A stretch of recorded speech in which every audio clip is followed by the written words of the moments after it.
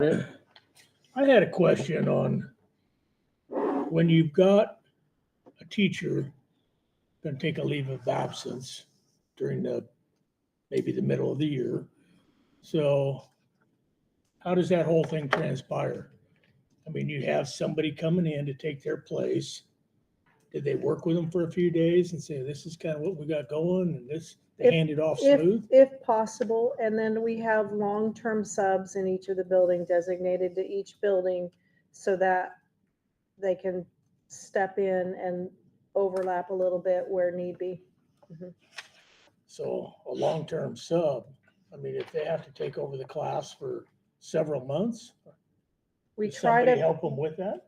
and they certainly participate in our new teacher program if they're not already a certified teacher. In some individual circumstances, depending on the individual, they may already be certified teacher, just don't have a full-time position or a regular classroom stationed in the building. We have hired 4 long-term subs who are either close to certification or who have certification, which helps.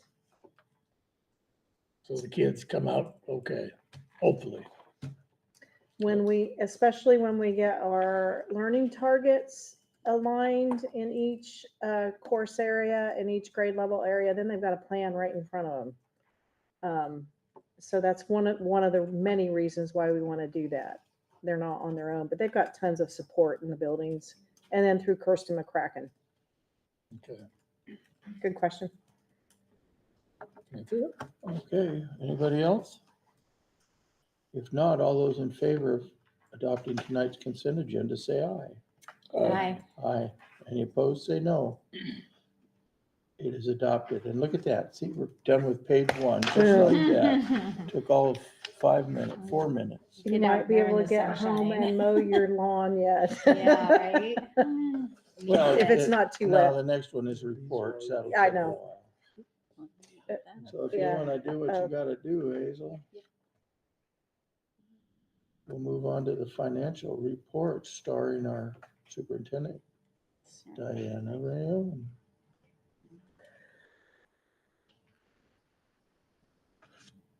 So for the month of February, our budget, we received 9% of our apportionment, so that's a little over 5 million. We did have expenditures right at 5 million, a little bit larger than normal. Part of it is we've seen an increase in attendance or enrollment in our Insight program, so contracted services to them, and then we also bought our new Tahoes. They're really nice. I've already heard from the staff that traveling is much better. I have as well. Yeah. It's So- always fun to drive a new car. yeah. They're the whole front dash is, A video screen. mhm, Oh, man. yeah, So but the they're kids really can nice. play games and Yeah. driver can watch No. TV. Yeah. So for our net cash in the investments in the, that thing is in the way. At the county treasurer, we're at 9.3 million, which is 14% of our $64 million budget. And then you can see following the trend, and it's probably going to move up a little bit as we close the year. Again, somewhere around 10 million is what we're expecting. So we met our undesignated unreserved plus non-spendable and our designated reserved, and our undesignated reserved is 8.84% of that dollar amount. If you look on your budget status, just a couple of things I want to highlight. I don't usually talk about ASB because there's usually nothing out of the ordinary. But Jan has been working very closely with Brandy, our new ASB secretary who works out of the office. She's done a fantastic job. They are noting, though, with some of the activities between now and May, there's a possibility we may expend more than we actually said. And you know what the golden rule is. You cannot expend more than you say you're going to, or you can always make more revenue, but you can't expend more. So we will be watching it. There's a couple of big activities coming, senior trip day. I don't know what all activities. She has a better idea. So we'll make a decision in April whether or not to do a budget extension. So things like senior trip come out of ASB? Yeah, it runs through ASB, through the, And so all the that- classes so are in there. therefore, but I thought those were funds raised by parents. No, those are funds raised by kids. Kids. So Like a Okay, cash but they're trip. not our funds, so how can we? no, how- they are considered public funds. They are our funds through the ASB. It's not an outside entity like the football booster club or the wrestling booster club or cheerleader Oh. booster club. It's from within and the kids are I doing see. the, yeah, Okay. Senior parent booster club too, that funds, safe night. safe night, yeah. That's a This, booster club, yeah. that doesn't- Right. yeah. Right, well, I thought maybe the senior trip was in the same ballgame. and so if Jan and Brandy and I determine that we need to do a budget extension, then the students have to first adopt a budget or extension, and then we'll go through the process, but we'll need to do that in May. Because the kids leave in June, and remember, part of the associated student body is the kids are learning about budgeting and spending and everything. So how did we get it? What expenses have we had that they didn't plan for? I think that just the transition of different ASB secretaries, we maybe didn't have everything planned out of what we knew, is my And understanding. ASB advisor as well. What's that? And ASB advisor as well. So Well, how close are they to going over budget? I mean, is it on here? I don't see it. they're currently at 60%, but we're looking at 60% of 120,000. So if you look at 100%, you could easily, with the senior trip, that's usually a big ticket item because they try to liquidate all of their funds because it's their last hoorah, and I don't know how much they have in their account. Tell them they'll have to kind of. Oh, no, we want them to use their money. They've earned it. So But we'll send them there, but not bring them back. so anyway, that is one interesting thing. And then another, Ron attended the DNR when we get our update on our sales. And currently, I think if you look in the debt service fund, we've achieved, we said we would probably get about 120,000. We have about a half, 60,000 this year. But in our county reviewing all of the sales, there were 2 outstanding sales that she hasn't seen any money. One is salt and pepper and one is the upper 5,000. And in the DNR, so the county notified the DNR and then the DNR looked into it, and lo and behold, that money was sent to UW Oh, Gee. erroneously. Nice. weird. How much? So we don't know how much, because then it comes back into the county and then based on junior taxing districts. But we should see money that went elsewhere. I don't know how soon, but we did get the notification that they'll be, How would they send it to you, Dub? it was probably just a clerical error. I don't know. So did they get it back from UW? They'll get it back from UW and then they'll transfer it into our junior taxing districts. But I know that our junior taxing district is in, I think, both of those areas. So we'll see both of them. I don't know how much yet. That's good news though, because we need every penny of that for our baseball and fast pitch fields. Yeah. So those are the 2 really big things in budget update. Right. And then March enrollment, this is usually where we start seeing a dip of losing enrollment. Again, we budgeted for 874 and we are 40 students, well, 30, over the average, about 30.9, yeah, 31 students down. If you're looking at our elementary, we are down about 11 FTE. I know there's just been, again, a lot of movement, kids back and forth from wherever. About 9, about 10 actually overall for middle school. 16 or 12.9, 13. So we're, again, just around 10 in each of the schools. We're down on FTE. And then we're pretty stable with Janan and Judy at the Homeschool Plus. There is a waiting list to get in there.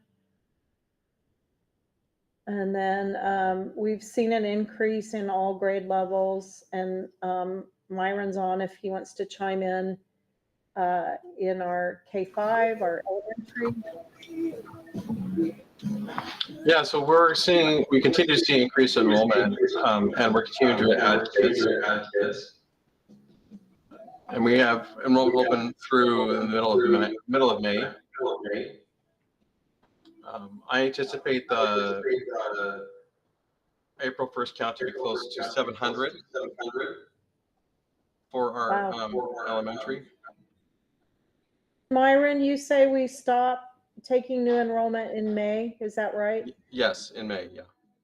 The middle of May. And then you want to go on to the middle school? Again, up there, yeah. And we saw increase this whole month, I think. Quite a bit, didn't we, in the middle? Yeah, and I anticipate we'll be close over 900 total head count by the time. Now, mind you, this is an average 8 FTE, right? So it's not going to go up to 900 here, but I anticipate we'll be at a head count of 900 plus by April 1st for the middle school. And then you want to go to the high school? And the high school head count is probably going to be over 2,000. Good. Oh, wow. That'll be a change. I'm wondering if my number's right there. So go to the last page. Well, these are 9-month averages, right? Oh, yeah, that's the average. So again, we're really more in the ballpark. I mean, again, we won't have to do a budget extension like we did last year, which is good news. And then you want to go to the end. Oh, that is it. So actual this month, we're really almost on target minus 250. But again, looking at the average. So I think we'll come in, about probably 300 short, which is a good range. We've done better, I think. So how are the grades spread out in Homeschool Plus? What's if you can think of the top of your head? In Janan Myers, she has more of the traditional homeschool students, and she has K-12. So she has a wide span. I just talked with her Friday during our So she's got like training. 10 or 12 students and she has 20, I think. 20. Total of 20 or 21. Her days she meets an hour with each student and parents, so she's pretty packed. And then Judy has more secondary high school students, and many of those students come in every day and work in the lab area, although we're only required with ALE guidelines to meet face-to-face once a week, as long as we're updating their student written learning plan. But she has some traditional homeschool as well, but hers are mostly concentrated in the secondary grade levels. How long is the waiting list? I think it's only 2 or 3 students now. Okay. And they'll be doing their presentation here soon, I think in the month of April, the second meeting, so you can ask good questions then. So then how do they, if they're filling those spots up, what's happening to the other kids? Are they dropping out or? No, they're still enrolled in their homeschool, in their here at either the high school, the middle school, or elementary school. Oh. Waiting to get in for whatever reason, and it varies. Anything we can do to correct and accommodate to keep them in brick and mortar? Well, I know it's another subject. But yeah, no, I mean, and again, it just varies the reasons of why they're wanting to Okay. transfer over doesn't to. seem to be a trend. But the fact that we have a ALE program in our school district, in addition to Insight School of Washington, allows them to stay in our district because there's many other options for kids. Okay. So that's a positive. Okay, great. Is that it for, That's it. all right, no more slides. Yay. Leadership report. Diana, would you like to introduce our intelligent people? Yeah, I'm going to do a first small introduction about artificial intelligence because I was at a 3-day conference that was very a global perspective of artificial intelligence. And I just want to, mine will be a short 5 slides. And I want to say a couple of things. Insight School of Washington, when we did our K-12, not retreat, but our October meeting in Washington, D.C., our CEO, his focus was that we would be embracing artificial intelligence in our platform. And so I know that at some point we want to see what we have happening in our online program. My slideshow is nothing compared to our distinguished guests out here.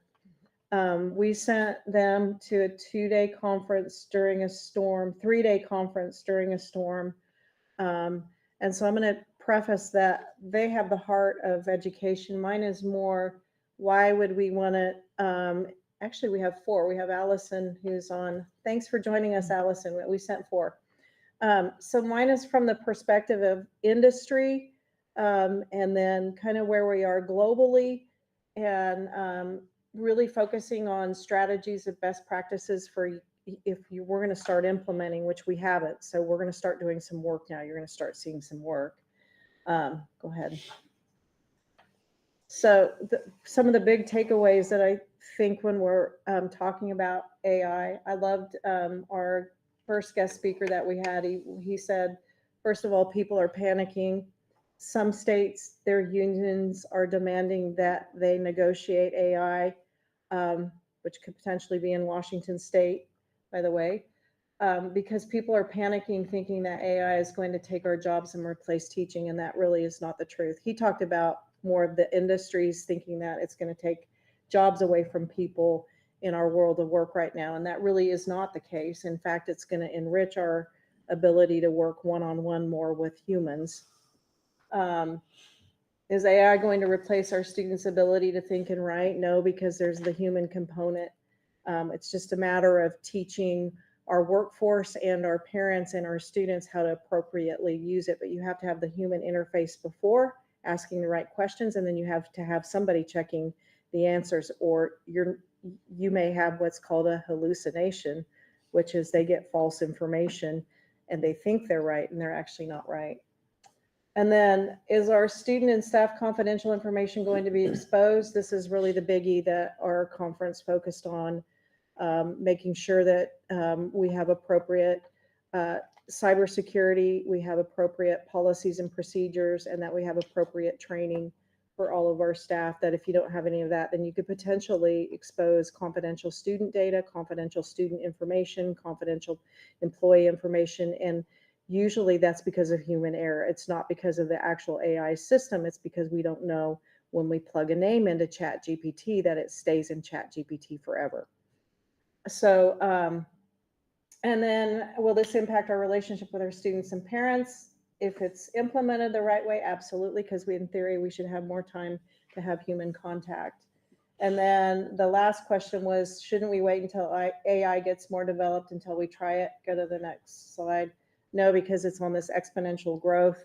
They went back through all the way horses and buggies and computers replacing books, and how slow it was. And this one is just, they can't even predict how quickly it's going to expand and change things. So they're like, get on, if you're a business, if you're a school, if you're a risk pool, whatever it is, jump on it now and get started with it. The more you wait, the disadvantage you're going to have. So step 1 is adopt your policies and procedures. Make sure it's tightly aligned with your cybersecurity. So there's work, and there are model policies that schools that I'll bring to you based on what is being provided by our attorneys through WASDA. And then the next best practice would be to establish a steering committee. I'm hoping that I can get some volunteers where there would be extra pay. But your steering committee really are the ones who are willing to learn. And I love the recommendation that the consultants had, and that is if you're on the steering committee, just spend 15 minutes a day Googling another area of AI so you start understanding it. It's not like you get a one and done where you can go and learn, because it's growing every day, so you need to start learning.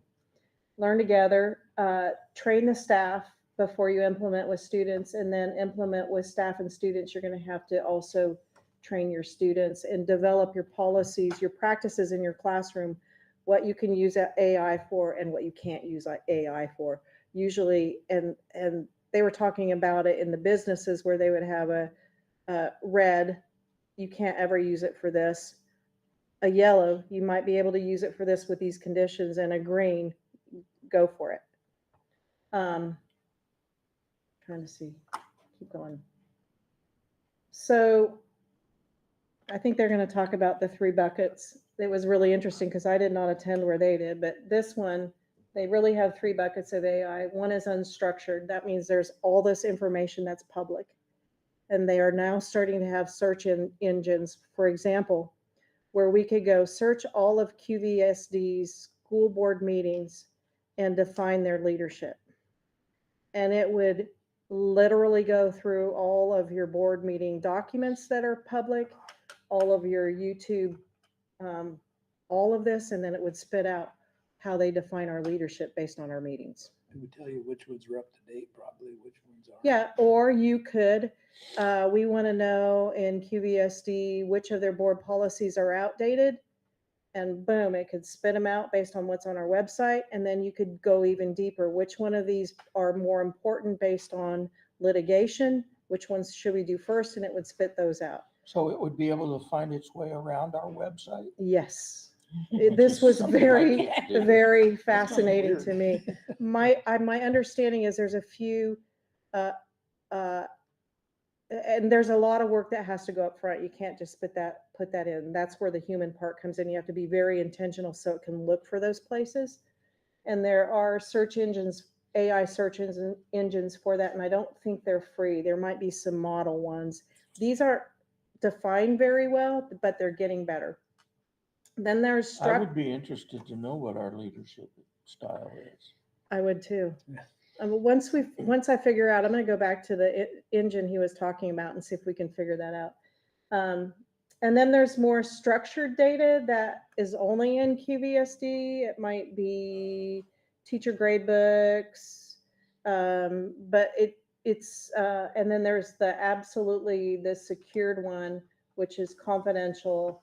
It would be student information, employee confidential records, and those are the ones that you really, really, really want to safeguard. And that's where you have to make sure you have the guardrails on, so that it might be that Jan or Lindsay as the data person is using some kind of component there, but it doesn't ever go outside of your firewalls. It's the most important thing. So I'm going to stop there because I think the team now is going to dig a little bit deeper. Is it okay if we go up there? Yes, please come up here. I have to stand. I'm going to be presenting from my end. I don't know how it's going to sound. We're going to do our best. So before you start, would you guys all introduce yourself so the board knows your name and your position? Alphabetically. Oh, well then that's Allison. So I'm Allison Ogle. I am the MTSS coordinator for the elementary school. The what coordinator? Multi-tiered systems of support coordinator. Alyssa Bricky. I teach science at the high school. Jacqueline Miller, I teach Spanish at the high school. I'm Dora Maxfield, I'm the digital skills specialist at the elementary school. So we had the privilege of going to a three-day long professional development summit on AI. I will admit, when I went, I had heard about AI, hadn't really played with it a whole lot, and after the first day, I thought, or even after leaving the training, I thought that I walked away with this much knowledge. But the farther and farther away I get from that training, the more I realize that I'm more like here. So the reality is that our kids, we want them to go out, we want them to have life skills, we want them to be successful, which means that we need to teach them this real life tool that they're going to need to be able to engage with. As a rural school, we do face some unique challenges, and sometimes we can be a little bit behind the curve on technology just because of where we are. But these AI tools can, if used appropriately, and I do want to stress the human AI, then human. It should never just be AI. That's not the goal. But using AI appropriately can help prepare our students for a wider opportunity or wider range of opportunities. And as Diana said, AI is here. We're going to be using it. We need to prepare our kids. In terms of opportunities, it can provide personalized learning at a much wider scale. It can develop deeper reflection and thought for both staff and students, and that has actually been my experience. Is I was one of those people who was worried that it was going to just take over and kids were just going to use it and be done. But my experience with it is if you use it right, it can, and you teach the kids how to use it right, it can really deepen their critical thinking and reflective skills. It also enhances student support for universal design, thank you, and explicit instruction. It can also almost be that sounding board that we often want, but sometimes just because of scheduling conflicts and demands on time, don't get the chance to see as often as we would like to. And it's cost efficient.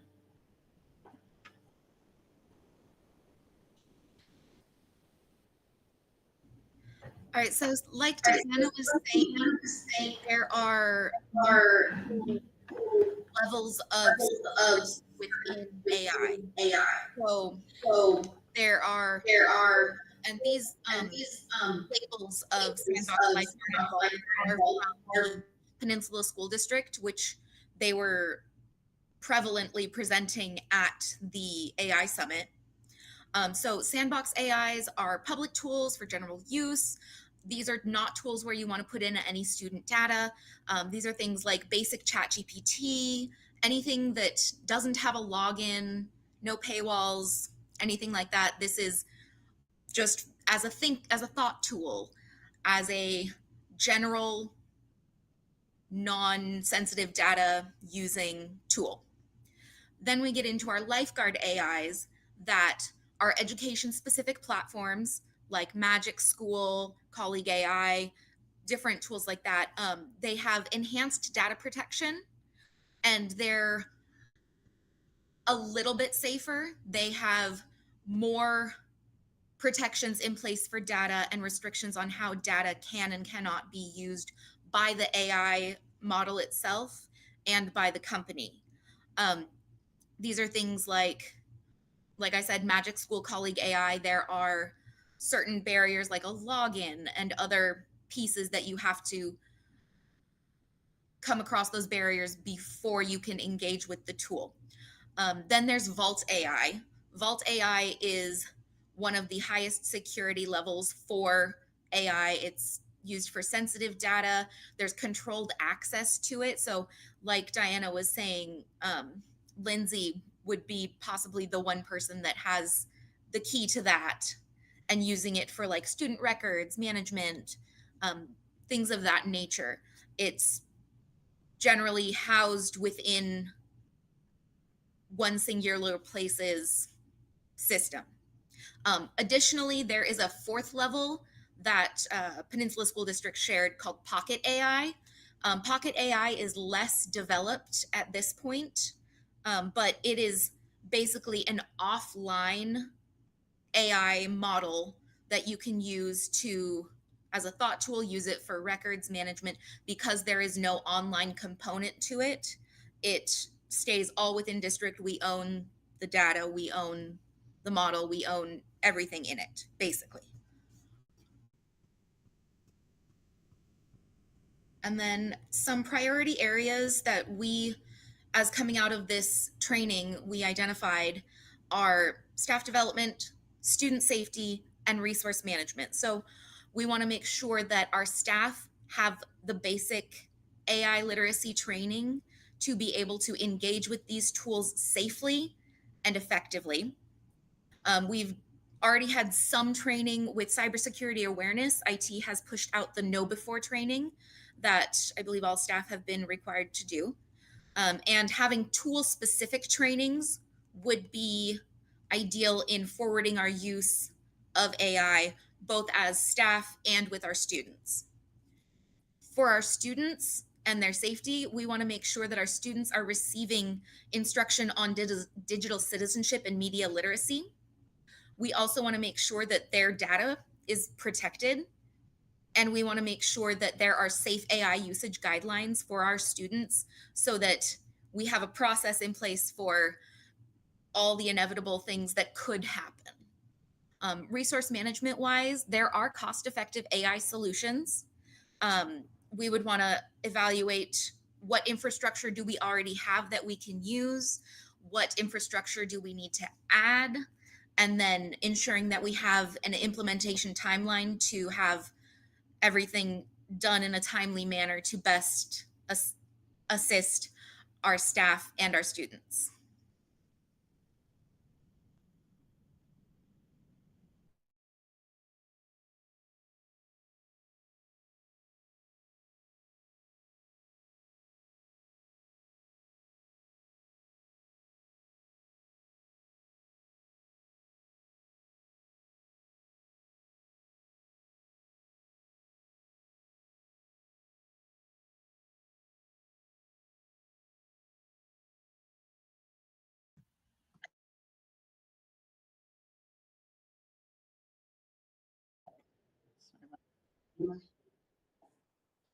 You don't need to hear all of that. I'm kidding. I just was talking about the Gemini component in Google. So, okay. Okay. So benefits for our community, we've already highlighted quite a few, but leveling the playing field for our students, making sure that as part of our job and preparing them for what comes next, they are able to experience that with what is coming out real time in their lives. Before I actually go forward, I do want to point out one of the benefits for us, we actually used AI to help us generate the slideshow. Now what you put in is what you get out. So we took all of our notes and we input into a generator, Colleague AI. And the one thing that I would love to encourage you to look for is in the images, try to see what's wrong with them. Because we had a laugh once we looked at the people. Well, I'll tell you right now, Bill Rohde's pictured over Hazel Road. But those are some Easter eggs that we thought about pointing out to you. And that also highlights with teaching our students to use these tools, the human, AI human, is really the approach that you want to take. So how'd you get the notes in? You have to type them in? We did, Or yes. scan them in, or? We took our notes real time, we typed them up or scanned them in, and then we put those notes into, it's called Colleague AI, and it's free right now. There is a paid version, but we used the free version, and it took our outline. We actually used 2 different generators that we had been introduced to. The first one streamlined our notes, told us our highlights, and created the outline for us. So it helped condense and pull main points. And then we took that outline and we put it into another AI generator, and it gave us this presentation. And then we took the presentation for our final human component, and we made final changes and adaptations that best fit our style. Yeah. And so it really cut down a lot of our work time, but it still helped us to put something together that was polished. So going on into the future, you wouldn't even have to know how to give a presentation. I argue that you still would. How come? And so even though it helped shorten our time with this, it was still time that we had to spend communicating and collaborating. And I actually used, for the presentation I'm giving in my class right now, for example, I took an outline of information that I knew students needed to know, And so that's still background work. So that's still time that I'm putting in. And then I put it into an AI generator to help me put it into a presentation. And then I still had to edit to make it look how I wanted it to look and to know Okay, how to put it so together. you are a mature adult who wants to do this. I am a 16-year-old student who just wants to get the assignment out of the way. No human component. And so that brings us back to, which we'll get into again, but Diana also talked about it, having a framework is really important moving forward. And so you want to, like, part of teaching students how to use it is making sure that they understand how to be ethical with it. Just like we would teach them, like I tell my students, it's collaboration, not cheating. You work together to make this final product, but you're not just copying off of each other. Because unfortunately, students are going to be that 16-year-old that just wants a grade, regardless of the technology that we have, whether it's cheating off of AI or cheating off of a friend. The tricky part is being able to then identify when have they cheated versus when have they done it themselves. Boy, Yeah. that's an uphill battle. Go ahead, I'm I was gonna sorry. say, may I interject? I have actually seen where receiving and giving feedback for our students when they are working to polish a final product when it comes to writing can actually be very intimidating. And what I have found is when you give them something like this, or you teach them the skills to kind of demystify that process, some of the kids that were not engaged before now engage on a different level, because it's not this big scary mystery, but it's now this, oh, I know more than I thought I know, and I can engage on a deeper thought process and let the AI take care of some of the smaller things like the writing. Not that they don't need writing conventions, because they do. You're going to be able to tell if they don't have that understanding, even if they use AI. But it does help them to feel more confident and competent when they're taught how to use it appropriately. I'm not going to say that's 100% of the case, but I have experienced this firsthand in the classroom where that's happened. How does AI do that? I mean, I've seen it, you write a sentence out and you say, reword this for me. It's like, whoa, how does it do that? It's accessing a lot of different databases and examples that are already out there. But that does it brings me back to what you put in is what you get out. So the more anybody already knows about a subject, the better their final product will be. And I think that that's really the point we want to drive home with students, in particular as we're teaching them about this tool.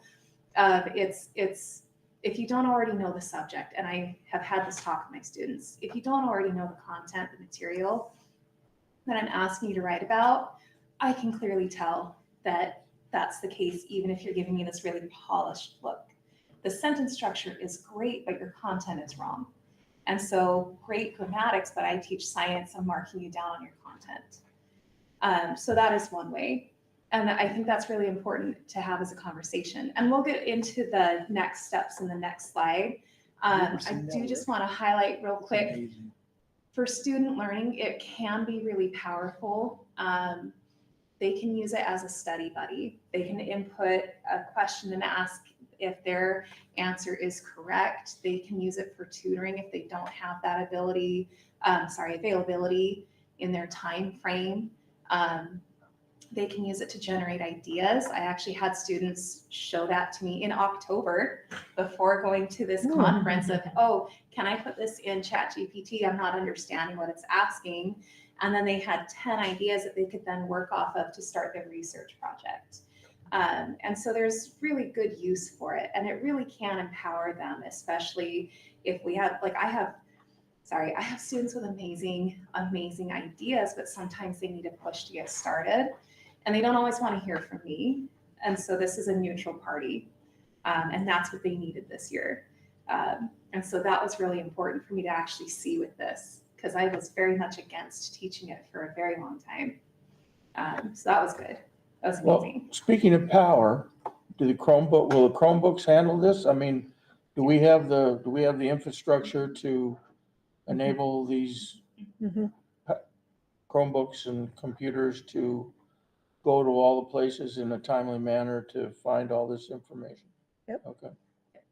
And then it also speaks to administrative efficiency, so it can help our admin with generating feedback. Caveat with giving feedback, you never just want to, just like anything else, you never just want to go with what AI is telling you. You still want to have the human touch.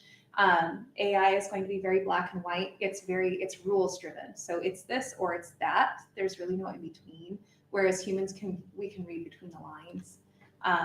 So we do want to be careful of that as well, and especially with working with our students. AI will generally really kind of lowball on like scores and things like that. Whereas we might see and recognize that the student has had amazing growth. So can I interject something that I learned in being with other superintendents at the conference? So one of the things they use it for, so we're all in school improvement, and our building principals have, with their building leadership teams, have to develop their WASIFs, which is Washington School Improvement Framework. And there's a whole part about needs assessment. And so you guys always ask me, well, how did those kids do over the last 5 years of the test? So you can literally say, you can go to OSPI's website where our data is. You could say, Sarah could say, based on the last 4 years of performance with my students, where are the successes? And please compare all of our subpopulations. You have to front load it with the right question. And then I want it in this format to put in my school improvement plan. It would literally spit that out. It would research 4 or 5 years of data that she might spend a day printing out, setting it down, putting it in a Google Sheet chart, then trying to get it in the thing.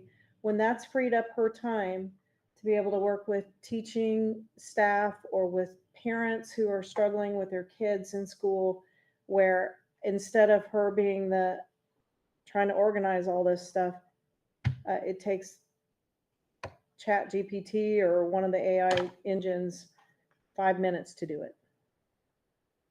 And so again, that was the point in that it frees up the human time to have more one-on-one conversations, teachers with students. May I give another example? So in the PLC work that we're doing, our staff are having to identify standards and dig into the standards and figure out what is essential and what do our kids need to know and how are we going to get our kids to know this and what are the progression ladders of where can we get every kid can access at this point and how are we going to level up. And at the very beginning of the year, our first couple of meetings with our staff, they were looking at these standards and they were having the discussions and working through it.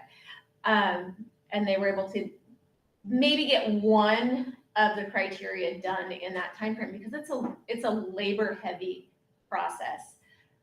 When we introduced the AI as the component to front load the information in there, here's what I want you to do with it. It was able to spit out all that information I just talked about. So then the teachers can spend their time going into it and going, oh yeah, this is gonna work for us and here's how we need to tweak it to make. And we're going to use this resource with this part. We're going to use this resource with that part. It really takes the heavy lifting of the background off of it so the staff was able to focus on the real work of making it relevant for our kids. And we had some resistors in that first session where we talked about it. And I had a couple of staff were like, nope, I'm not going to do that. Okay, you don't have to. But once everybody dug in and saw what a heavy lift it was giving them, I think 100% of my staff in my building are using it to help them get through their essential standards and their real criteria and start building their work. So what was their resistance? Basically an unknown? Lots of Fear of the new? Fear of the new, lots of personal reasons, just there was some different reasons that people just weren't comfortable with it. I know for me, it was another thing to learn how to use. And then trying to make trying to get it to actually meet what I'm thinking it should be. And if you don't adjust that mindset, sometimes it's a disappointment because you're thinking, well, it's supposed to be this great new thing. But then once you learn how to front load, right, and the more you put in and you give it, the better results you will have. Then that's where it becomes this kind of impressive, empowering tool that you can utilize. Well, for me, it was an integrity issue. I was kind of questioning if I'm using AI, what if this is my work? What is what? If I'm using the AI, what if this is my work? If I'm expecting the students to produce their own work and to hold them to this standard, why would I expect anything less of myself? But what I actually found, as we were working on this presentation, and as Alyssa and I were working on the presentation that we did in a staff meeting, it was not just put it in and done. It brought us to a lot of good discussion. It was, I think, 4 hours on one day for this meeting, and we met for 4 separate 1-hour sessions to get together to get things together for that staff meeting. So it's not that you're not providing, it's that it's bringing you to the next level if you use it appropriately. Because I think there's a lot of perception in the world that it's gonna, as the teacher's reaction to their jobs, but I think everybody thinks their life's gonna get a whole lot easier. Is there some way you could give us an example, Yeah, that's coming at the end. Oh, we do Yeah, have one. We were Good. hoping we'd be able to. Oh, yeah, something that was like, whoa, this is Well, and if possible, we'd like to actually demo for you guys. okay, good. So I've got- Absolutely. I've got bunches of stuff that, would you go to the next slide? Thank you. I have one more. I've got bunches of stuff that I've actually been playing around with this year. And if I'm not able to show you the presentation that I'm currently going through with my class, but feedback today was this is makes more sense than your other presentations, Mrs. Bricky. So it does help streamline. So we talked a lot about how do we make sure that, students aren't using it to cheat? How do we make sure that it's ethically used? And so there's a rollout plan, and it's a possible 6-month rollout plan. And we had our AI generator. We gave it a prompt, is what it's called. We prompted it to do this work, to pull from various districts that already have a rollout plan, examples that were given to us at this conference. And so this is what was suggested. And then of course the human touch is making sure that it works for us. But in the first 1 to 2 months, really making sure that you have your policies in place, you have a framework, you've got security taken care of, what you think it needs to be. You have teachers developing language for their syllabus, maybe providing samples, especially if you want to provide that framework for your teachers. And having a discussion with teachers, with the district, so that we all are kind of on the same page of what our expectations are for classroom use. Staff training, making sure that all staff are comfortable, are aware, know what to do. And then 3 to 4 months, so that's the first 2 months. The next 2 months, so months 3 and 4, testing it out, having people try it, having teachers use it in their classroom, getting used to it, and then inviting parents and community to give feedback, having them involved. I thought that the district handled it beautifully with cell phones this year.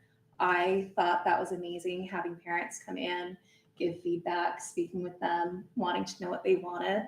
And I think that there is a place and a space for that with AI as well, because it's technology and we're teaching their students, right? At the end of the day, their kids go home and they are their children.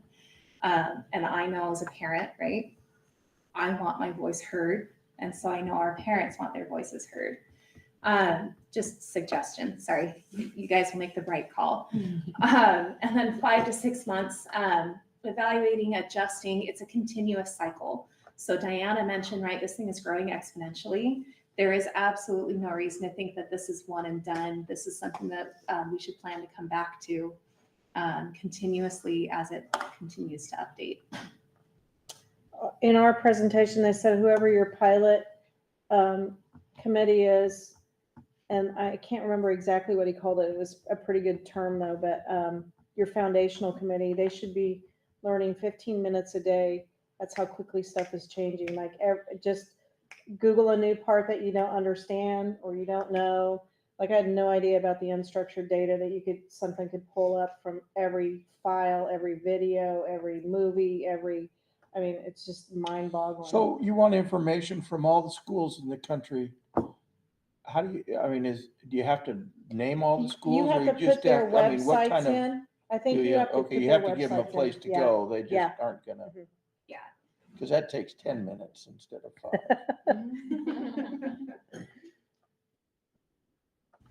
All right, so in thinking of AI and adopting it for the district and for staff and student use, we found there are some essential investments that would be important to ensuring that it is implemented with fidelity and well. So investing in professional development for teachers so that we have the capacity to use these tools correctly and be able to instruct our students correctly and effectively in these tools.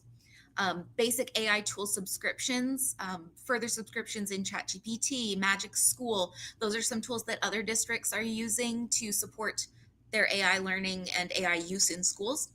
Additionally, evaluating our security infrastructure. So for Vault AI tools such as Amplify Gen AI or Llama, those things are hosted locally.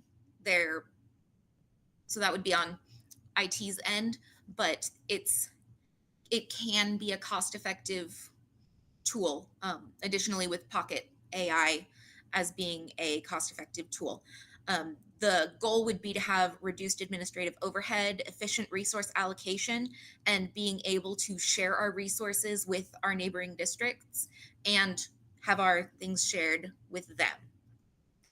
And then in moving forward, we found from this conference that some possible immediate actions could be forming an AI steering committee, having that team, that core team to bring this and implement it into the district, beginning staff training, developing those usage guidelines, and then bringing in that community engagement piece, having those listening sessions with parents, having parent information sessions.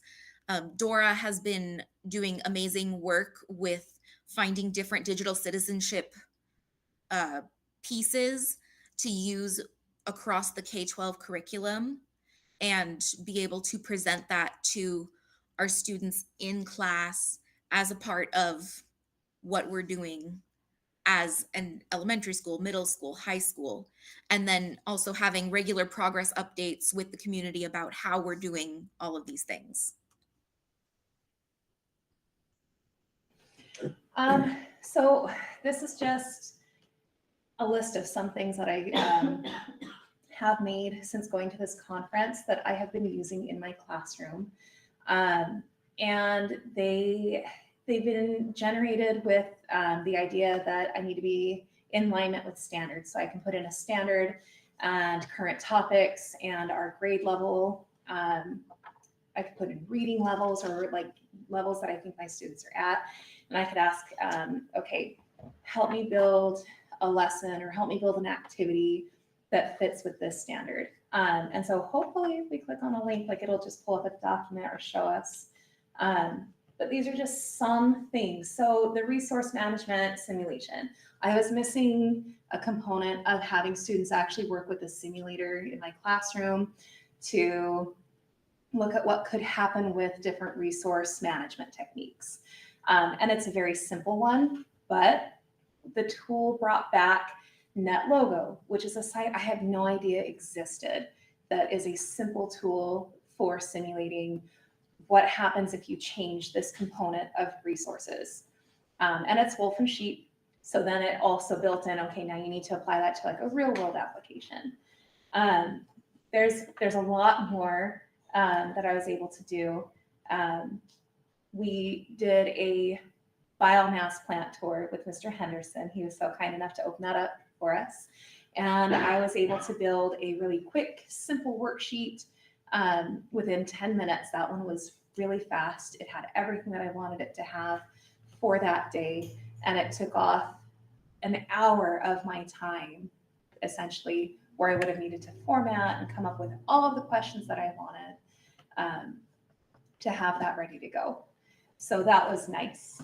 So on this, it formatted everything, because that for me personally takes forever. I feel So- like. I know what I want, but then That hardly. the lines aren't even. Yeah. and everything. Yeah, and so I do still find that I'm formatting a bit, like I added that little box down towards the bottom, but the rest of it, I really was able to just copy and paste. Adding So it that had box would have bullets, added it a whole had week to my bullets, it had effort. graphs and everything. And I'll be honest, sometimes it's better than others, like you do still have to play around with it, but this was quick and done. I did this like the night before. Did it do like the highlighting It and did, everything? yep. Wow, that's cool. And what grade do you teach? I teach primarily 9th grade, but I also have 11th, 12th graders. Oh, okay. I'm gonna say, those look like So pretty complicated. when did you guys questions. go to this training? Majority. When it was stormy, So- So- Second- when we Had- had that snow. Yeah, so had you been doing this before in any way, I- shape or form? I had one previous lab that I built earlier this year through Magic School AI, but that was it. How about the rest of your committee? I was only using ChatGPT. I'm using other AI. Wonderful, wonderful. Okay, and so you mentioned that you thought you knew this much, but you really know Mhm. this much. Mhm. How long is this gonna take to be functional with our staff? How often are you envisioning training? And, I don't know if there are any teachers coming to be nearly as old as I am, but I know how much trouble, I'm gonna have to go take anxiety pills or something now, and I don't even have to use it. So are there others that, so what's kind of a time frame for getting this up and operational? Not in 6 months, surely. Or is it already working? I think it's going to depend on what your view of operational is and who you're working with. I think that some teachers have definitely already embraced it and are Mhm. using it quite a bit. Okay, and they're learning it on their own Yeah. kind of So- thing? And then there are others that might need that structured time. So here's what I would see, and I don't have a time frame, but the work that I will have to do with you is the board policy, and there are blanket policies. If you look, the policies and then the procedures, but then how does it play out in the buildings? That's going to take some time to do Well, it we'll just right. have AI do the procedures part. They're already, if we look at Peninsula School District, they've done a ton of work. They're like they present in the nation. I've seen them present 2 times now at different places. And again, what the steering committee, my goal would be to identify a steering committee who's interested in helping steer the plan so that we can roll it out to get the buy-in. There will be resistors. There is in any type of movement.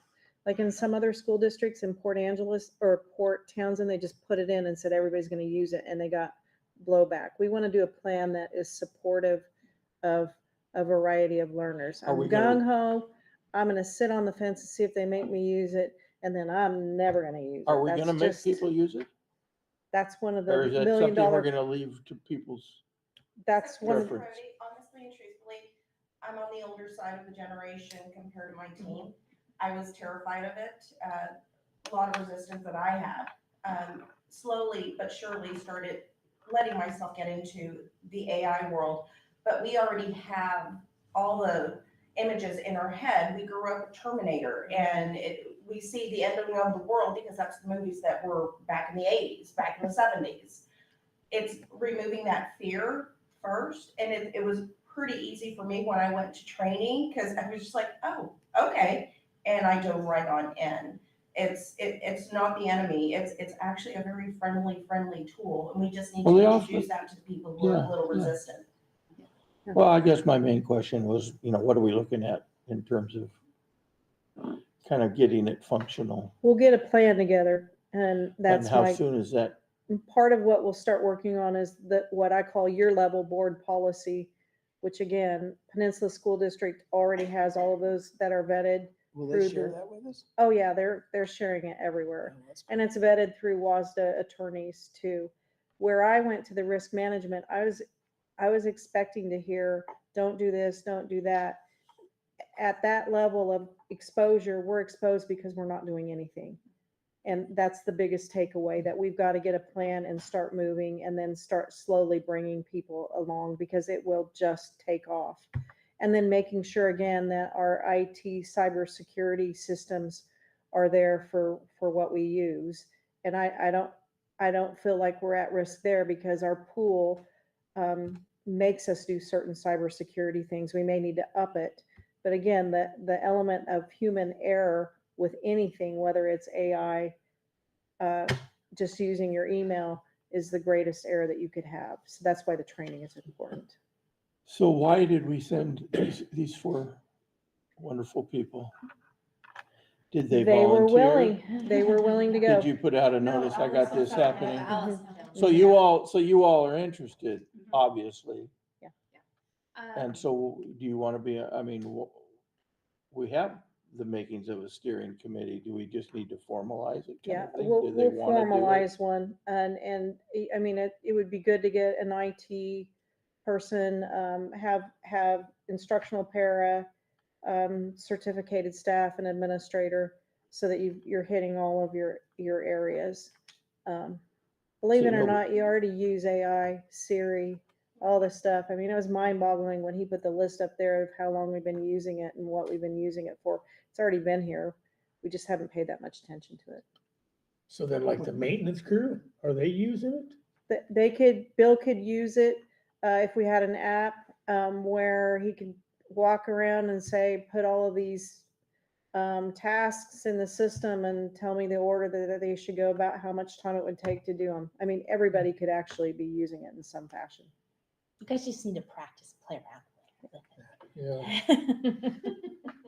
So it's free the for other, now. well, some are free, some are not. And then the other thing that we would really want to talk about with the steering committee, we don't want to distract our work of changing our system of what we're looking at and focusing on the curriculum, but you can easily weave this component in. If you're building you have a 15-day unit plan, and you intentionally build an AI activity in there to hit the standard. I mean, we don't want to take away from that and add another thing, but figure out how to creatively put it in so it doesn't become the focus. It should be dovetailed into what we're So doing. does the staff in general have a sense that this is The coming? first thing we want to do is an assessment. We'll do what we call a needs assessment. Where is everybody?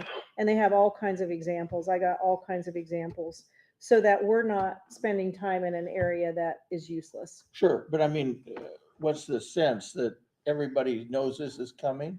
I mean, we require you over the last 5 years to learn a lot of systems. You know, we're doing PLCs, you know, that's a 3-year program. Implementation process. Yeah, it's a 3-year process, and we've switched platforms to whatever, I can't remember all the names and acronyms, but so we're adding another one here. Are we, you know, and I'm not against it at all. I think it sounds great. But it just seems like, you know, our teachers and staff reaching their limits, or? To that end, I can't speak for everyone. I can only speak for myself. But there is already from OSPI framework of the expectation that we're including it. And so if we go from that lens, there is the possibility that it may be included in state standards coming down the line. I can't say for certain. I tried to do the research to see if it was already out there. I only found framework for now. But I think if we were to have the ability to look into the future, I would not be surprised if it became something that we had to tackle. And so with that in mind, it's probably a benefit if we start tackling it sooner. Oh, sure. Yeah. Sure. And how about the teacher colleges, teacher universities? Are they teaching this? So I'm currently in college classes for teaching, because I decided to go back to school. That is my prep. But yes, I actually, one of my professors with this class that I just finished up, it was, okay, now use AI to build this lesson plan, and compare it to something that you would normally do. And so it's in still the beginning stages, but yes, they are learning how to do that. Because I would expect that if we're gonna implement, we are implementing this, that new hires are gonna need to come knowing how to do this. Well, my hunch is they will weave it either into the digital citizenship. So for example, in the third grade, I think there are two components. There's a K-12 strand of what we should be doing with digital awareness, just because Sure. you want your kids to be able to use it appropriately. And my hunch is they'd put, but who knows? I don't know how quickly it will exponentially run or whatever. But Time will tell. you guys did awesome. Awesome. Would you like Well, you a gotta finish demonstration? though. I was gonna say, would you like a demonstration? Yes. Or Yes. is it possible for me to share my screen on? the Do you have screen Vivi? here, or is that gonna? Yeah, she's Yeah, I have got Vivi. We don't know. Try. I Ask have to Siri. do it Yeah, from use AI. mine because Yeah. I'm projecting it. Oh, Can you come to hers? yeah. Okay. It was awesome.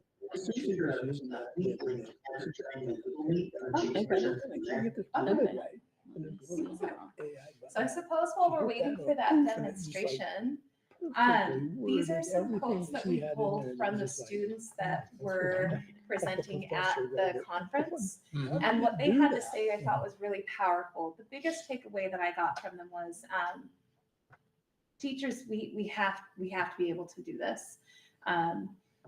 I mean, one of them, AI is going to transform how we learn, and it's crucial to be able to answer the questions of how we use and teach it without losing crucial critical thinking skills. We've got to learn how to use it. The kids recognize that teachers need to learn how to use it. They also recognize, there's another quote up there, that districts need to be implementing it. They can't just leave teachers up to their own devices with it, because there needs to be that framework to help guide us so that we can help guide students with it. So I'm not going to read all of it to you, but you're welcome to it. It's going to stay there. But it was really powerful what they had to say. Do you find that our kids here already know Oh, a lot about it? They're already, I mean, they seem to be Yeah. already And that's ahead in the other- technology. So they know more than teachers, probably. And- Potentially. Yeah. So which is why teachers need to get ahead of Yes. the game. And that was also brought up with these students that spoke at the conference was, even if a teacher says, well, I don't want to do it, I'm not going to do it, students are already going to do it. And so we have an opportunity to teach them how to do it ethically rather than trying to catch up and like after the fact, oh, gotcha. So we don't want education to be a gotcha, right? Right. They kept making the comparison about how we didn't do a good job up front with social media, and now you see the results. This That's could a be great way example. worse. Yeah, we just were hands off with social media until the kids were already using it way more than we ever anticipated. Yeah. I was surprised when I spoke to Flora. My daughter's a senior this year. She's in Running Start. How much she uses AI, and she's terrified of it as well because she's terrified of being accused of plagiarism. So she'll go in and come up with ideas and be very cautious of which ideas she uses. So it's quite interesting how much the kids do know already. Well, it's been a few years. Didn't Gabe have a class Mhm. at Eastern that implemented? I know Luke used it in college. Yeah. And that's been a few years Grace is learning about it in his school right in now. his school too. Yeah. So because I get nervous and can be a little type A on things, I went ahead and typed up in preparation the situation and the prompt so that it's all ready. This is actually something that I am creating for a lesson that I'm doing with my kids right now. It's something that I intend to actually implement tomorrow or Thursday. So it's very relevant to what I'm doing right now. The background is currently my students are, working on practicing the family vocabulary, how to express relationship, and use correct sentence formation, in particular with subject-verb agreement with the verb ser, to be in Spanish. And I need a proficiency rubric that's going to assess the family tree that they're going to create and also assess the language that they use in their presentation. So I used, I'm going to use ChatGPT for this, and I use the prompt model Create from Dave Burse. And my prompt that I'm going to put in has a character, request, and it also has the extras. So it doesn't have all parts, but it should give me a pretty solid. So are the Starting colors point. important on that? That helped me Okay. organize, my brain organizes in color. So that helped me make sure that I was hitting the different points. So just putting in my prompt here of your Spanish 1 teacher assigning students a family tree assignment to demonstrate knowledge of family vocabulary, how to express relationship, and correct subject-verb agreement with the verb ser in Spanish. I want you to create a proficiency rubric that aligns with the Washington State World Language Standard 1.3 presentational communication and the novice low to intermediate low actual proficiency standards. The rubric should include criteria for organization of information, accuracy of language usage, and writing conventions.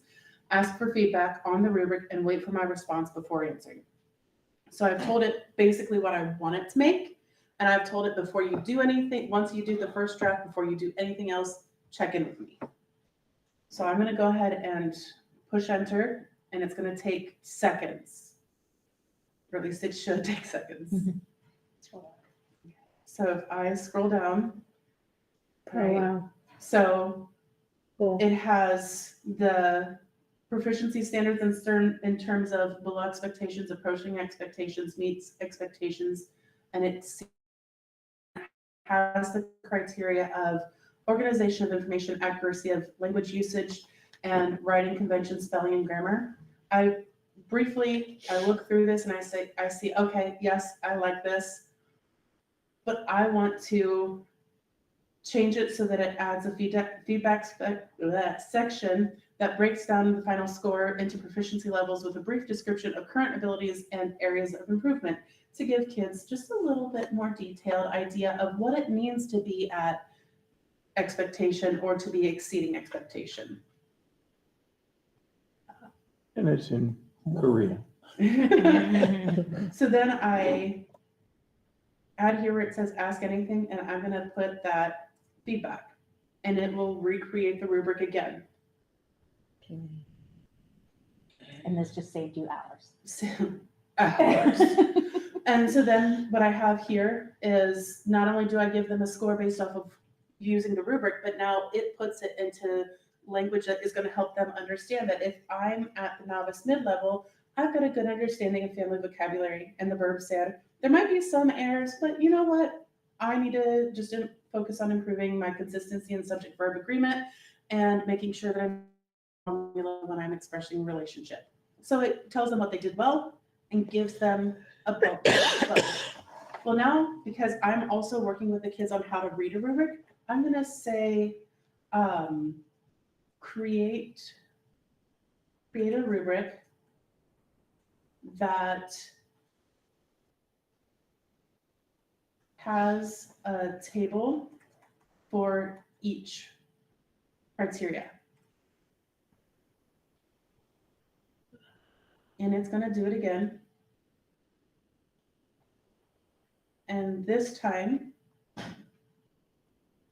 it has each of the criteria broken down by itself. So the kids, as they're looking through and they're preparing to turn in their final project to me, have the opportunity to look and see if I want to exceed expectations or meet expectations on just using the vocabulary.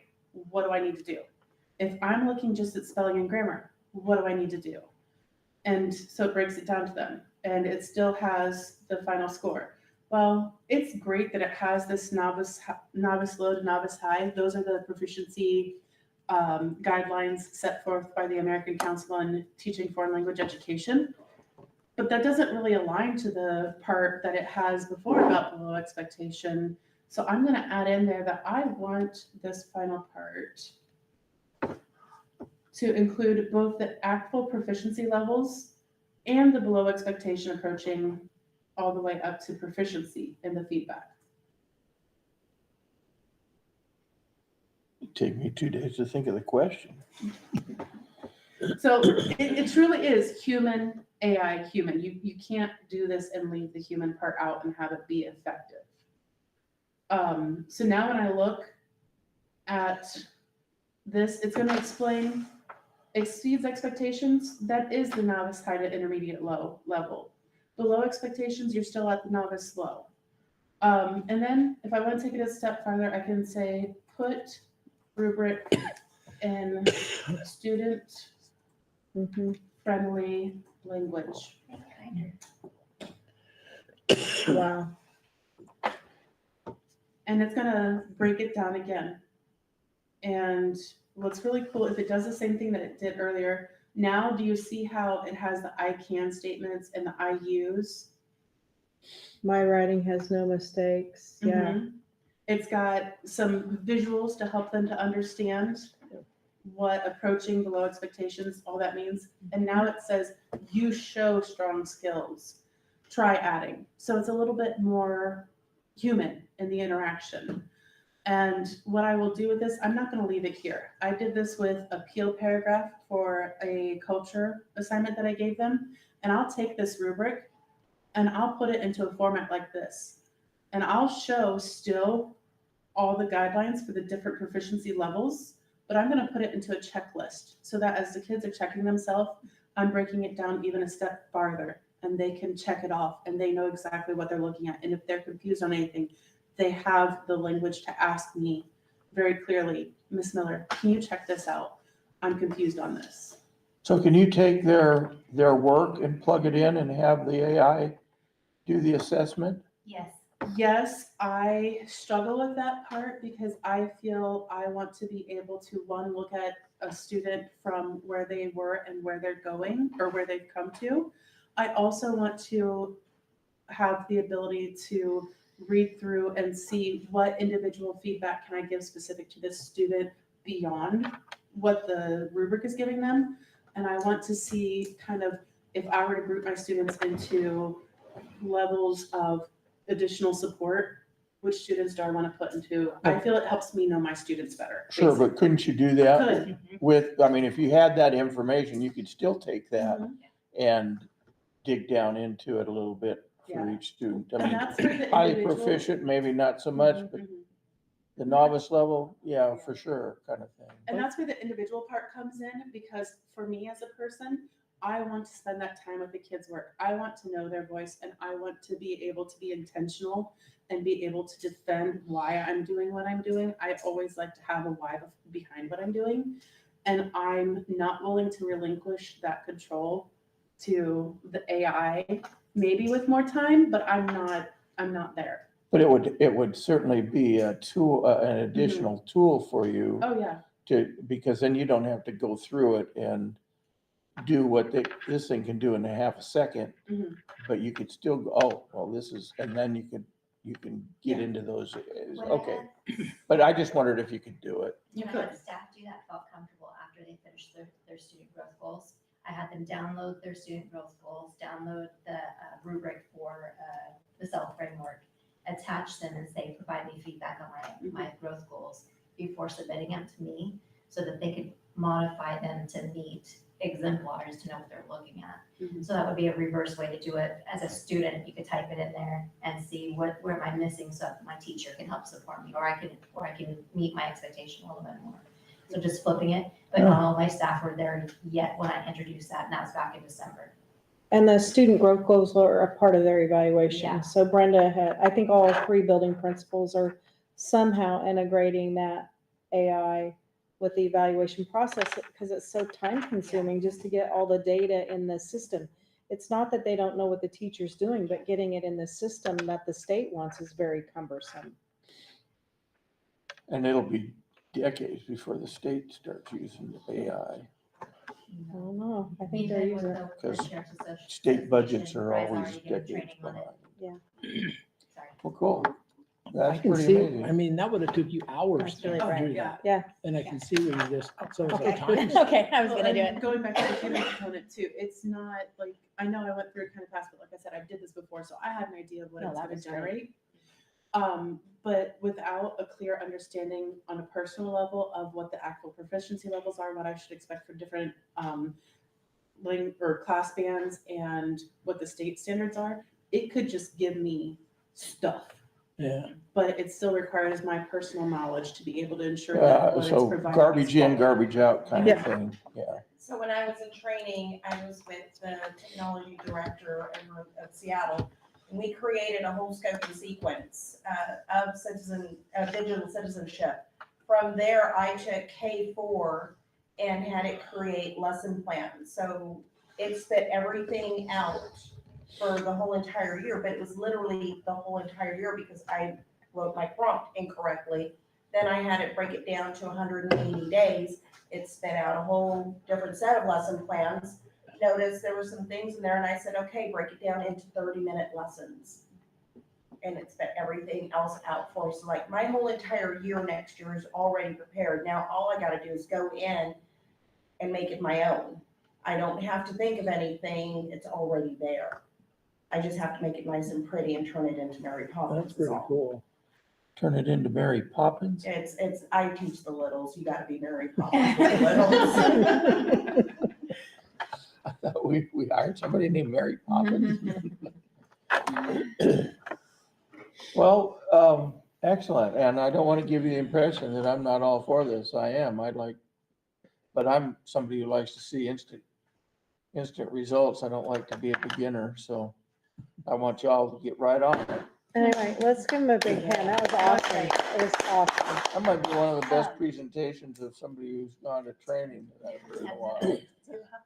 Quick question for you. I don't know in your group or your conference that you guys went to, but when they talked about like the tools, because I watched a segment of like the smart TVs, the smart screens or whatever, and it had it all the AI was built in. It was just amazing watching what the teachers could do with it. Is that something that they talked about? Was getting the schools with the proper technology? Well, the takeaway for me is everything is changing so fast. Be careful what you purchase now until it's further developed. But there's so many resources now that are for free when you're learning. Do that and then see where you are. That was the takeaway I got, that you might be shooting yourself in the foot by purchasing a lot of stuff. Yeah, they said the same thing at our summit was just because there is a paid option doesn't mean that the paid option is worth it. To be really intentional in what you choose to invest your money in and whether it's worth the investment. Just means the In paid 6 months, option. something is going to be better. Or it might not be of enough of a difference between paid and unpaid. Just means the paid option doesn't have advertising. Or limits. Limits is probably the thing. So I did break, I purchased a subscription to ChatGPT because it turned out that's what I was using the most. But I am also the type of person that I really like to be able to collaborate and brainstorm before I actually start building. And ChatGPT saves me a lot of time. And it also saves my colleagues because I'm not running to them every. So you're using ChatGPT to bounce things off of? Yes, and I can upload. So I had probably the strongest results on a unit test this year. I mean, 72, 78% averages. And amazing. And part of that I would like to think is because I put my test into, I took a chance, I put my test into ChatGPT as well as my presentation, my unit review, and the standards that I was covering. And I asked it, okay, does it align? How can I clarify it? Is my layout good? And it was able to critique and I could change things and it still took time, but I think that it was the clarity of the test helped to improve, but also it helped to make sure that I didn't have any outliers in what I was actually testing students, to make sure that what I'm teaching aligns with what I am testing. So is it, just if you don't mind, how much did that cost? Ballpark. $20 a month. $20 a month. 240 a year. So So crazy. It's not crazy. Does my husband know how much it costs? Oh, Does come he know on, that? $240. You spend that much or more in coffee. So, when it comes to the school-wide, will we be going with one platform or will we? Or, I mean, obviously we're waiting, but I mean. We each already teacher is have gonna Gemini in, I think, Nathan, are we right? We have Gemini in our Google platform. Well, that's a Google program, right?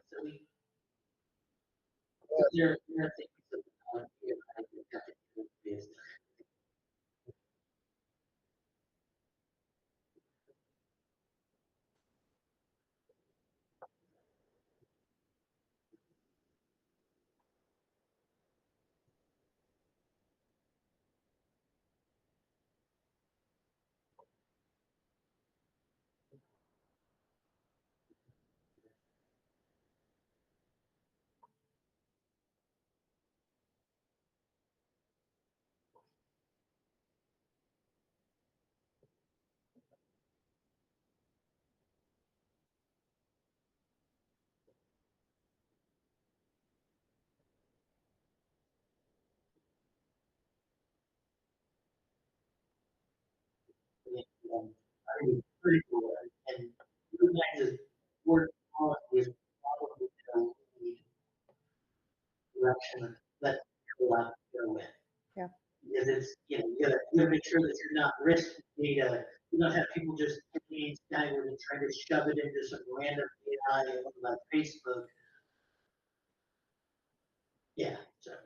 And my understanding is that Washington State is one of the 4, there's, I don't know, 15 states that have model policy out there, but it's vetted, just like Nathan was saying, for that very reason. And that reminded me of that Microsoft and Google, the platforms cannot assure you of that level yet of guarding for FERPA and all the other safeguards. They're not there yet, is my understanding.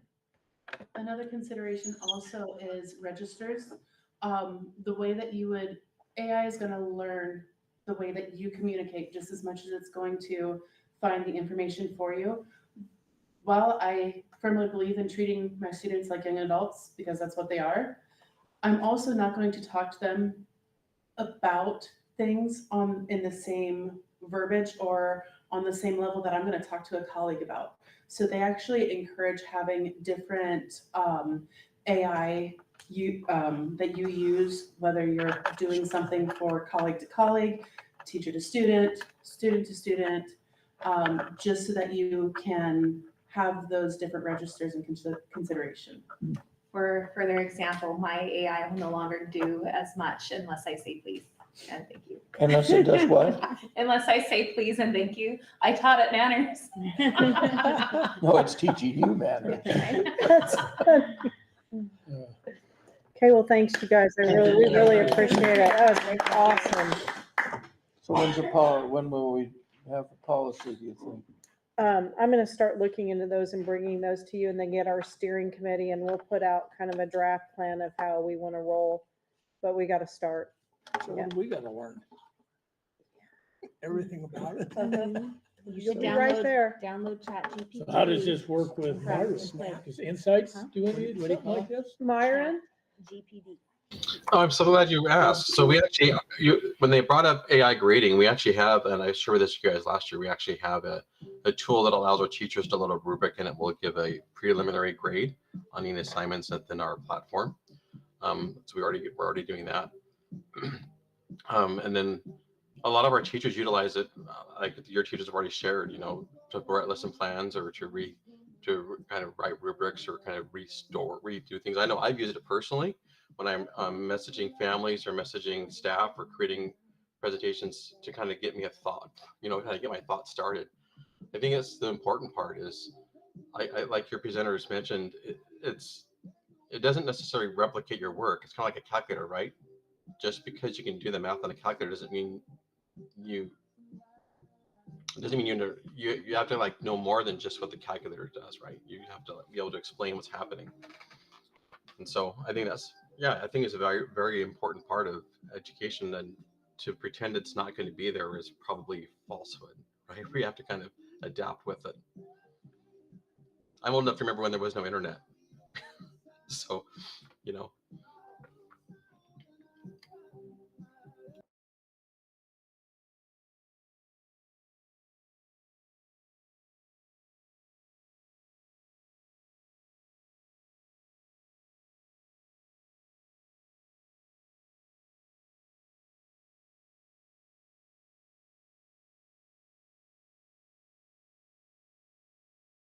Ooh. All right, board member reports. Anybody on the board have a report? Went to the scholarship auction. That was exciting. They're up to 230,000. I know it. That's what Bill said. How much did the Corvette go for? Where's Brenda? 26,000. Brenda got Brenda it. bought it for Brian. She's out driving it. It was, I mean, they were so excited. The kids were. That was pretty cool. And the Forks, or the school Sign sign went went for- for 11,500. I know, who bought that? Or the Stuff, Twilight. Twilight, Yeah. yeah. So it'll probably be in the museum, I'm Mhm. guessing. Mhm. I was wondering why somebody would spend that much. It's awesome. Yeah, that's great. But it was a good one. Good. Thanks. Anybody else? When I was coming back from Port Angeles, I saw the baseball team out there playing, so that was nice. A game it was a or a nice practice? Day. Yes. Looked like a game. Yeah, Game against Chief Leschi. Yeah.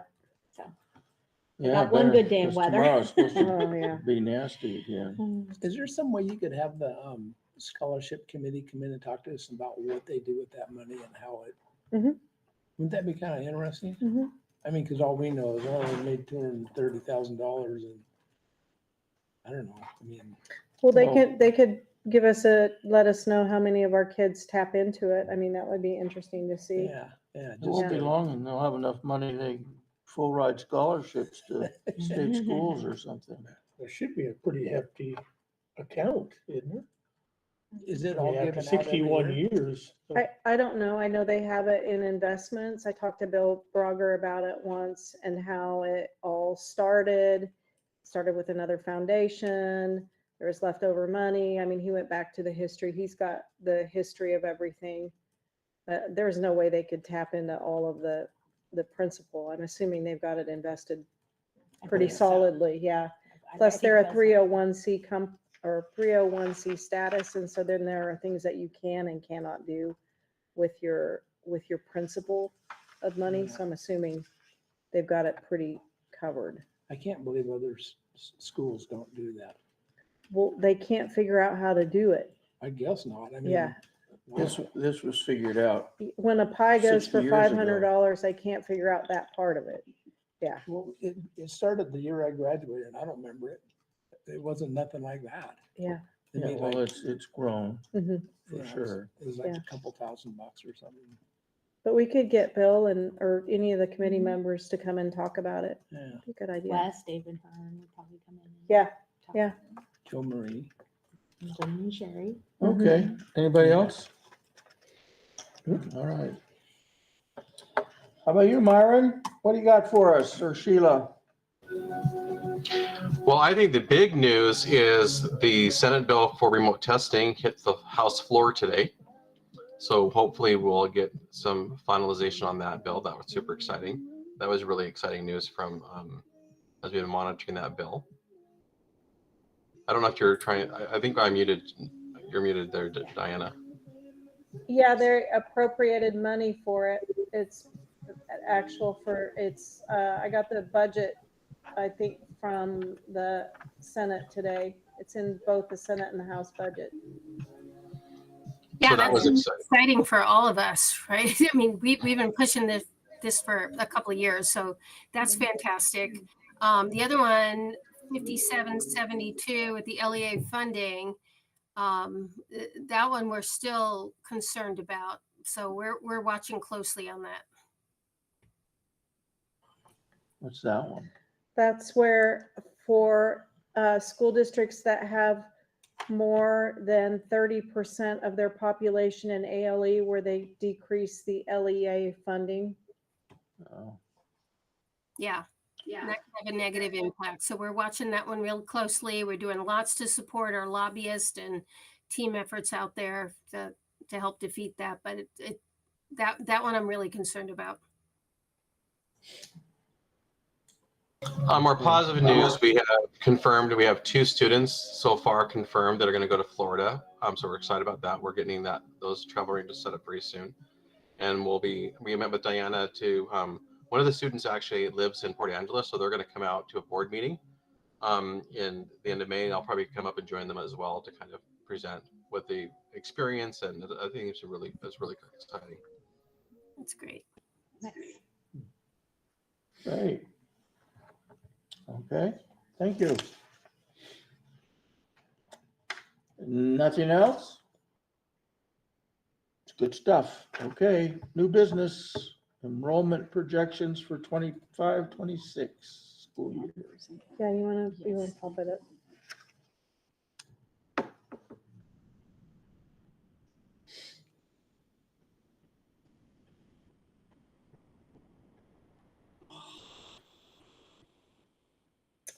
So for brick and mortar, we are looking at 858, and hoping that we stay solid. But if you look at what we're projecting for our kindergarten class, we're looking at 65 again, which is lower.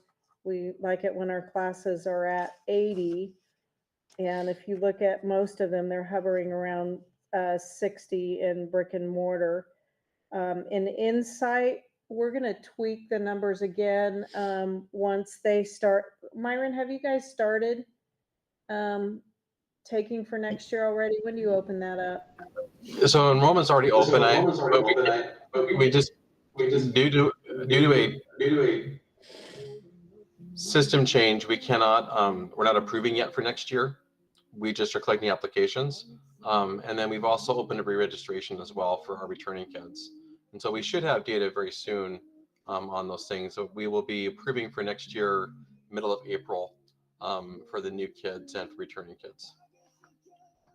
So we'll be tweaking this, working with Insight. That's our biggest factor of uncertainty again, all the way up until June when we put everything in the system for the budgeting process. But we're looking at a combination of 4,360, or grand total of 4,484. Again, that number might change a little bit, but this gives you an idea. Especially with that kindergarten class, to see where that's coming in. We're 3A school then. We are a mid-sized school district, yes. That is correct. I don't remember the cutoff for the large. I think it's 10,000, so we're a ways away from that. Okay. Okie doke. But as you go down that list, there are 26, 27, 28, 29, you're projecting less and less. Mm-hmm. Mm-hmm.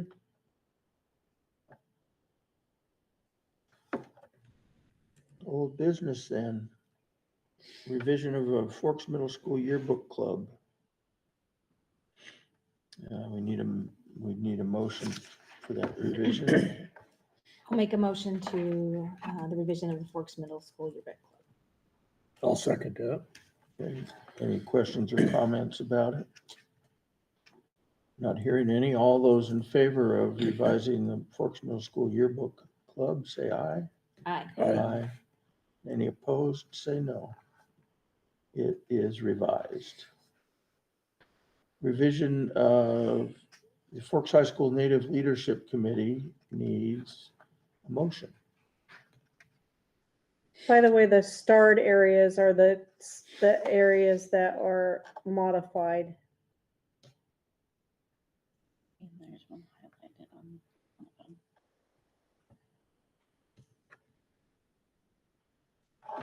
I'll make a motion. We approve revision of Forks High School Native Leadership Committee. Is there a second? I'll second it. And what does this committee do? Which of those ones? It's made up of students? Yeah, this is a extracurricular activity for Native American students. Teaching leadership skills or something, or? Yeah, and then they're actually facilitating an assembly too. But that's backed up against welcoming of the whales, where the Macaw tribe, wrong tribe, sorry, the Ho tribe is gonna come and gift us a flag for the high school. And then they're gonna bring the dancers and host an assembly. So just kind of showcasing our students, you know, and honoring who we are representing in our schools. So, yeah. Cool. Who's their advisor? Ashley Coburn, so our Title VI coordinator. Okay, great. All right, any other questions? All those in favor of revising Forks High School Native Leadership Committee, say aye. Hi. Aye. Any opposed, say no. None are opposed. It is revised. Unless there's something that we probably can't talk about legally anyway, since it's not on the agenda, we are adjourned. Thank you. Thank you. Thank you for joining us, Myron and Sheila. Thank you. Good night, everyone. Go out and enjoy that sun.